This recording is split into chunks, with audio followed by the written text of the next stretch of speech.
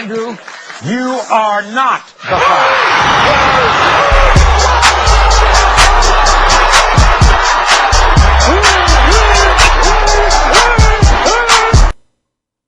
American TV daytime talk shows are famous for two things: stripper fights and paternity tests. It's probably the lowest form of entertainment, but ironically, it's a good illustration of how DNA technology has changed our society. The paternity tests, like this one from Identigene, are based on the presence of DNA markers. These markers are differences in the DNA sequence between any two individuals who are only distantly related. Because DNA is the basis of heredity, the number of shared markers is a good measure of relatedness. This is accepted by the scientific community, as well as by courts of law and such profound authorities as Maury Povich and Jerry Springer. I want to talk about how these paternity tests work, how this relates to evolution, and I want to share with you the joys of phylogeny. So how do they work? There are a variety of ways to test for distinctive variations in DNA.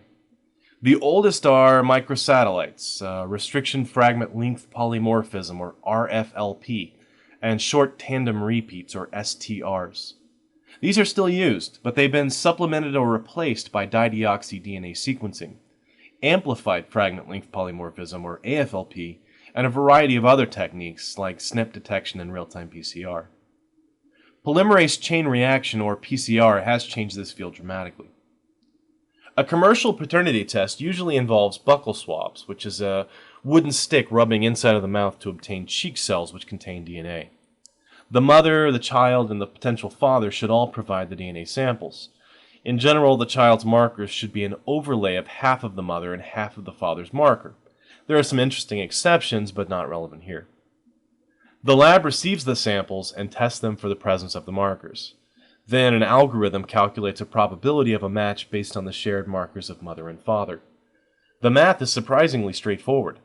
The probability is the product, that's multiplication by the way, of all the parentage index values for each locus or individual site.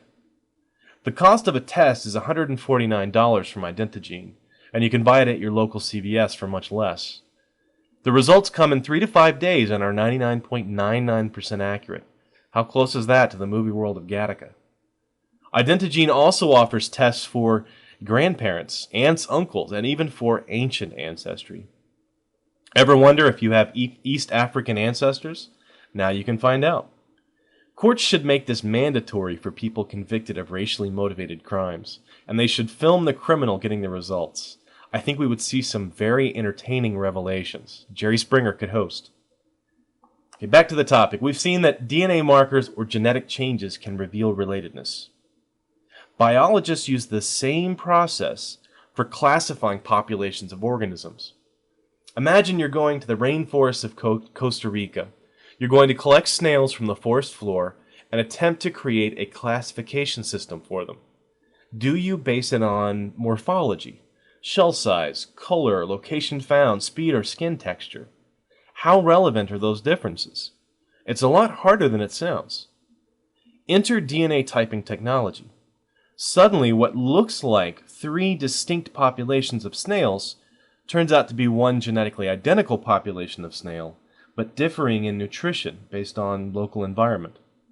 The process is very similar to our talk show paternity tests, except that the snails don't call each other names and get into a slap fight on stage. So, DNA markers are important for classifying species. This field is called phylogenetics and has largely replaced the old-fashioned Linnaean taxonomy you learned in school. You memorized King Philip came over from green Spain or whatever mnemonic you used for nothing. Don't blame me, blame your biology teacher. So where am I going with this? Well, I issued a challenge to the Discovery Institute to find a gene without homology or alternative function. It was picked up by Thunderfoot and PC Myers. The response I got back from 2 different ID blogs was that homology does not imply relatedness.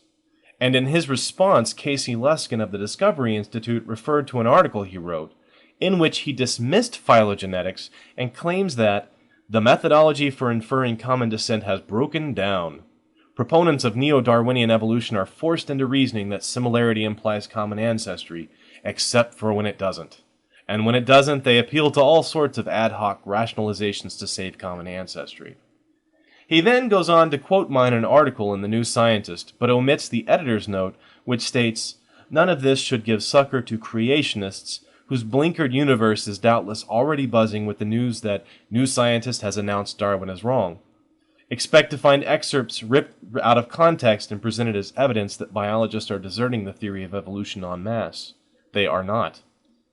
The editors of the New Scientist must be psychic."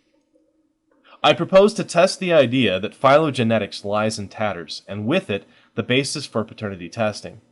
I'm going to show a series of phylogenetic trees I created using public domain data and online tools. In a separate video, I will show you how you too can construct phylogenetic trees without leaving your comfy chair. A brief background on phylograms. They reflect genetic distance graphically as a series of branches. I'll include a few links on the right on how to interpret them properly. Here's our first gene product, catalase. Catalase is an enzyme that protects cells from oxidative damage. We would expect it to be evolutionarily conserved, and it is. But we can see how organisms who are closely related are grouped together by the genetic markers in the catalase sequence. Here's what those similarities look like in what we've called a multiple alignment, a way of representing these genetic differences with one-letter codes for each amino acid. The coloring code shows functional similarities between the different sequences. It's worth noting that if Casey Luskin is right, if the designer is reusing parts, she's creating an awful lot of different versions of the same enzyme to do the same job. That seems like a lot of unnecessary changes and diversity of forms for the same application. The designer, I suppose, must be inscrutable, so whatever we observe, she must have meant for it to look that way. And that's fine for apologetics, but it's disastrous for a scientific theory. This is the short list of organisms that were present in Homology. When I expand the scope of this to include a lot of other organisms which are not included in Homology, I get a phylogram that I can't fit on one page. I've had to break it down to be readable. I've got on here 3 hominids, 3 species of dolphins, 6 fish, 3 birds, 2 frogs, 5 plants, 12 insects, and a smattering of other groups just to make it interesting. When the animal name is followed by a number, that represents the duplication of the gene sequence. You can see that the duplications are more closely related to each other than they are to other organisms. So let's see how this breaks down by taxonomy. Well, the vertebrates are all grouped correctly, although I'm not sure how far back dolphins and mice share an ancestor. Let's break this down a little more. All the dolphins and the hominids separately are all very close together, suggesting that they are genetically very similar and therefore closely related to each other. The 2 types of yeast are actually very distantly related, which I found surprising, but apparently this is well known to yeast biologists. It looks like the homology and taxonomy line up for all of these, which is really pretty neat. There is one organism out of place on this graph, and it's a roundworm that appears to be more related to bacteria than to other roundworms. What shall we make of this? I did a little research on it thinking I had discovered a flaw in the phylogeny. Actually, it's a flaw in my research.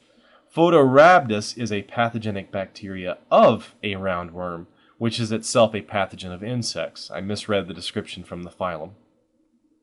I wouldn't have caught it if it hadn't been for the phylogram. So let's take a look at the second half of the phylogram for catalase. I honestly don't know the taxonomy of some of these things, but I'll group the ones I know.